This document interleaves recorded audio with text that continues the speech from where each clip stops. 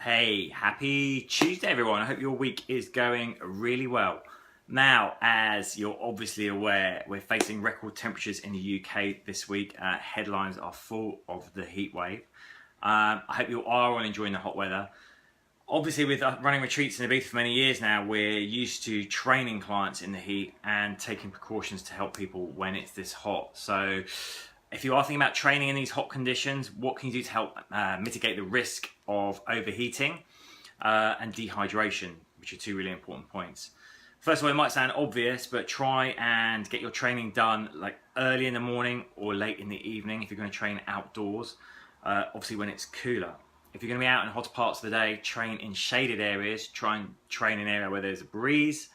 And make sure maybe you're wearing a hat. A lot of people don't realise, although you might think it makes you hotter, the direct sun on you can actually cause you to overheat more. So those are our top tips for training safely. Now, even more serious than that is hydration. So we normally recommend people drinking like 1.5 to 2 litres of water a day, but with these kind of temperatures, and if you're training, we're probably looking more like 3.5 litres of water a day. Best way to do this actually is buy a big bottle, like 1.5, 2 litres, and just keep refilling it so you track how much you've drunk.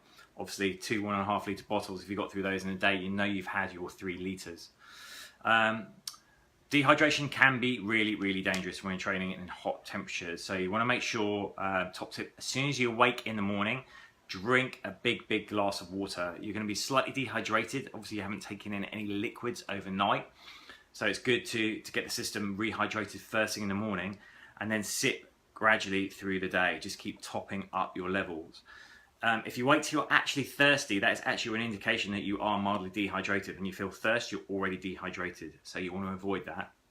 Other thing, when we're exercising hard, if we're really tempting to start gulping it down, don't. Keep taking small sips. If we don't gulp a lot water down at once, that's when you can get cramps. So make sure you keep sipping. When you're not exercising, take on more liquids. And it should be water. Things like sodas aren't really going to do any favours. However, really important point to note, when it's this hot and you're sweating a lot, we're not only losing water, we're losing essential salts from the body as well.